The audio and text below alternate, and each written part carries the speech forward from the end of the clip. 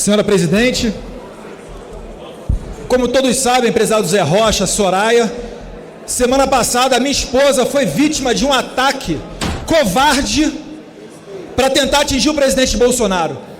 Nós sabíamos que a imprensa não tinha muito limite, ou melhor, não vamos generalizar, uma parte da imprensa, prezado Gilberto, mas que seriam tão baixos, eu confesso que eu não imaginava. Vou relatar aqui, através de uma nota que eu escrevi, a covardia por trás dos fins que justificam os meios. A última edição da revista Época pertence ao Grupo Globo. Trouxe uma pseudo-reportagem sobre o trabalho desenvolvido pela minha esposa, Heloísa Bolsonaro. O jornalista João Paulo Sacconi, de 23 anos, mentiu durante mais de um mês, fazendo-se passar por uma pessoa em busca de ajuda profissional. Não se trata de um erro humano. Um mês. A reportagem da Época foi discutida, debatida e planejada. Houve um crime premeditado. O jornalista contou com o apoio do editor-chefe, Plínio Fraga, e da diretora de redação, Daniela Pinheiro, para mentir e para enganar de forma vil e covarde uma profissional que exerce legal e legitimamente a sua profissão.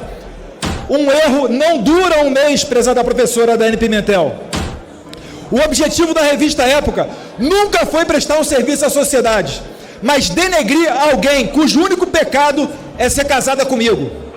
O jornalista nunca teve qualquer interesse no trabalho da minha esposa. Sua intenção, avalizada, como já observei, pela direção da revista e pelos seus superiores, sempre foi arrancar uma declaração polêmica, uma confidência qualquer que servisse aos propósitos daqueles que não aceitam a eleição democrática e legítima de Jair Bolsonaro.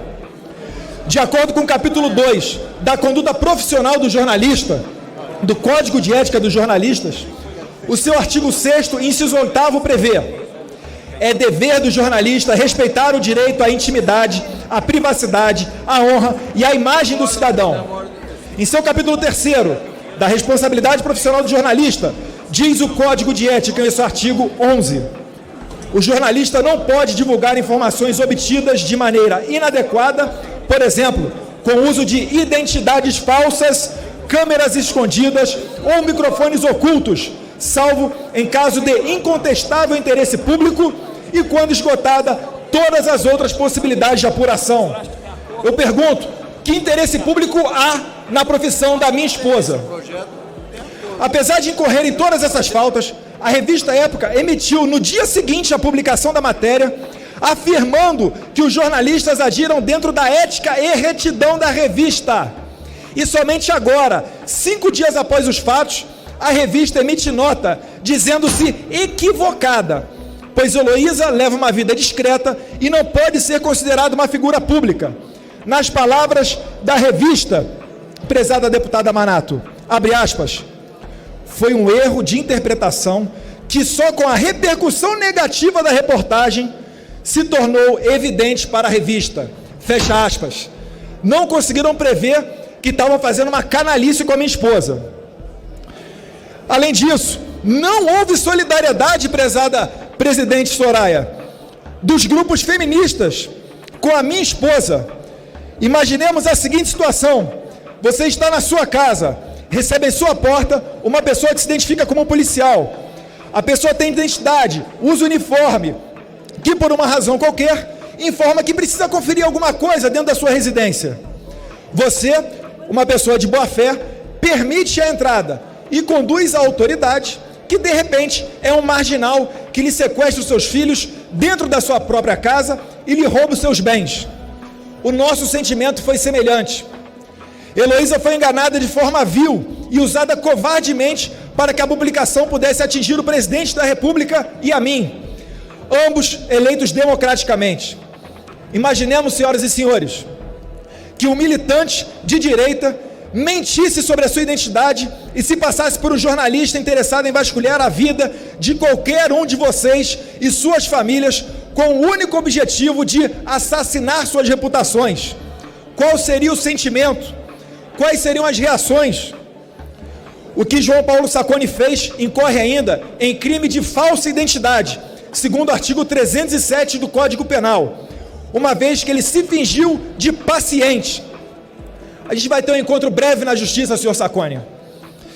Além disso, há ainda as figuras do coautor ou partícipe, de acordo com o artigo 29 do mesmo Código, pois, como já assinalei, ele teve o respaldo necessário dos seus superiores para produzir o conteúdo exposto em 13 de setembro na página da publicação. E além da página, ainda convidava para você assistir a matéria inteira comprando a revista física. O presidente da República tem dito e reiterado que liberdade de expressão é fundamental em qualquer regime democrático.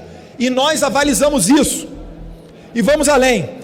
Quem sempre defendeu os meios de comunicação, quem sempre defendeu o controle dos meios de comunicação, foi a esquerda dita progressista.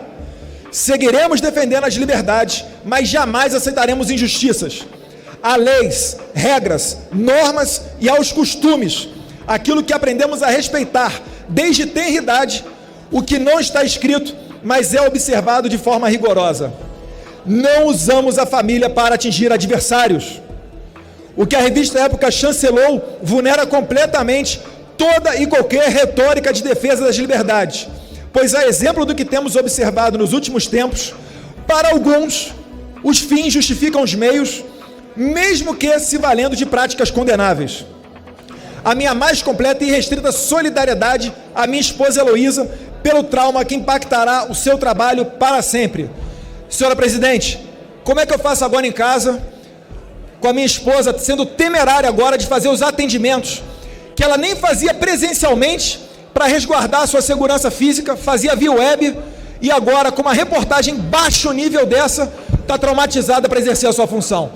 Então, eu tenho encontro não só com o jornalista João Sacconi, mas também com o senhor Plínio Fraga, editor-chefe da revista Época, e com a senhora Daniela Pinheiro, diretora de redação da revista Época. Isso não foi um engano. Não é possível que após 5 sessões, um mês inteiro, discutindo a matéria, lançando para a web, chamando para comprar a revista impressa, vocês venham publicamente dizer que foi um equívoco, foi uma canalice. Não contem com a minha paciência para casos como esse, e que sirva de exemplo a todos aqueles que queiram sair da regra do jogo. Nos atacar aqui, deputado Gilberto, a gente aceita, a gente sabe como é que é a regra do jogo. Raramente, coisa raríssima é processar algum jornalista, mas esse caso foge a qualquer tipo de regra. Muito obrigado, presidente. Valeu, pessoal. Obrigado aí.